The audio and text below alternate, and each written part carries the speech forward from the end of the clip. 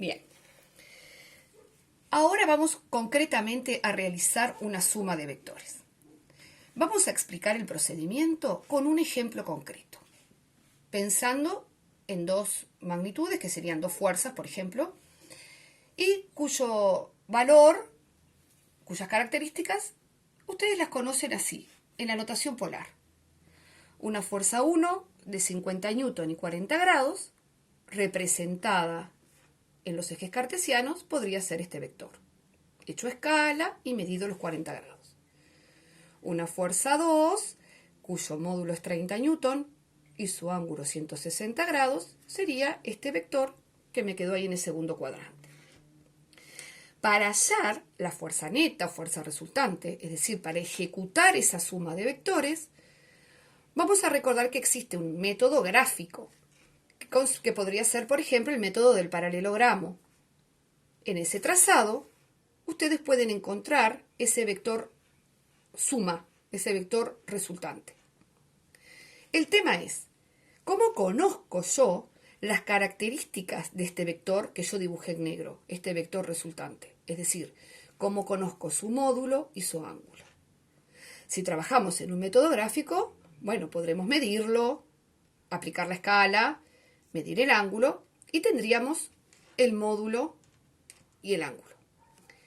Nosotros vamos a tratar de hacer todo esto con un método que nos libere de la representación gráfica, con lo que se llama un método analítico. El método analítico, por componentes, consiste en, primero que nada, esos vectores que ustedes tenían la información en notación polar, tenerlos expresados en notación cartesiana.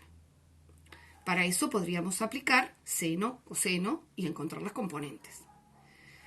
También podemos encontrar esas componentes usando la calculadora.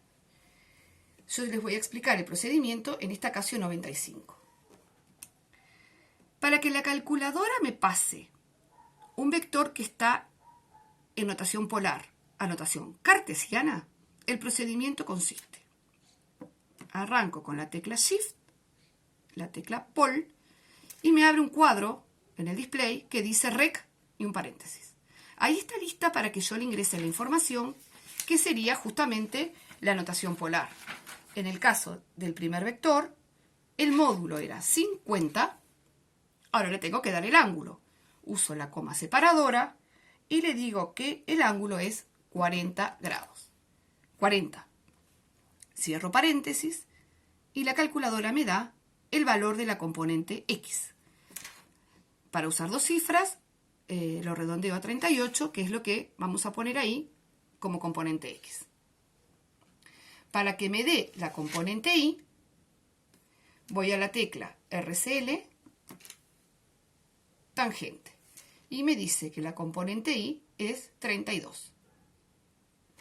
Como era de esperar, ese vector que pertenecía al primer cuadrante tiene sus dos componentes positivas.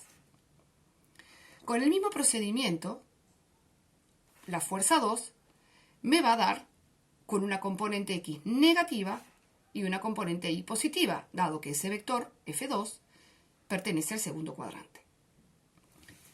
Tener estos vectores expresados con esta nomenclatura me simplifica el método de adición. ¿Por qué? Si ustedes miran acá, donde yo les dibujé el vector F1, el vector F2, las componentes de ambos y el vector fuerza neta, ven que el vector negro, o sea, el vector fuerza neta, también tiene sus componentes, su componente Y y su componente X. Es muy fácil demostrar gráficamente que esa componente Y no es otra cosa que la suma de las componentes de los dos vectores que estoy sumando. Y lo mismo pasa en el eje X. Por eso es posible realizar esta operación.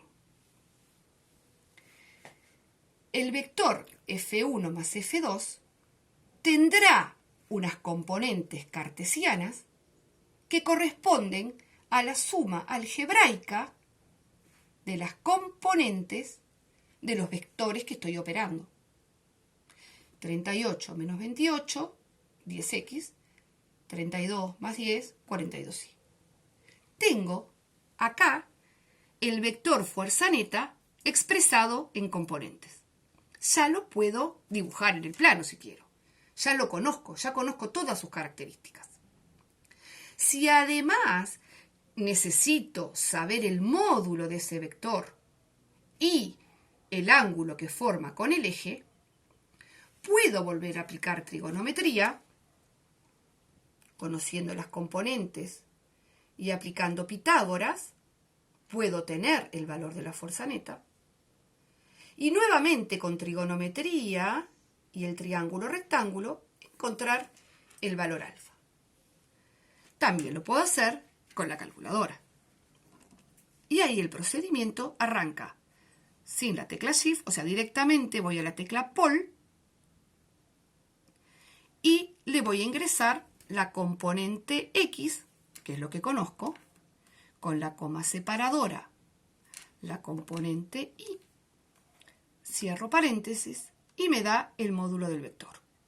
Este 43, les repito, lo podrían haber hallado con un Pitágoras. Para que me dé el ángulo, voy a recall, tangente, y me aparece un ángulo de 76,6 que yo redondeé a 77 grados. Ese 77 grados también ustedes lo pueden sacar por trigonometría, usando que la tangente del ángulo alfa, siendo este alfa, es el cateto opuesto sobre el cateto adyacente. En esto, el cateto opuesto al ángulo alfa es la componente Y y el cateto adyacente es la componente X.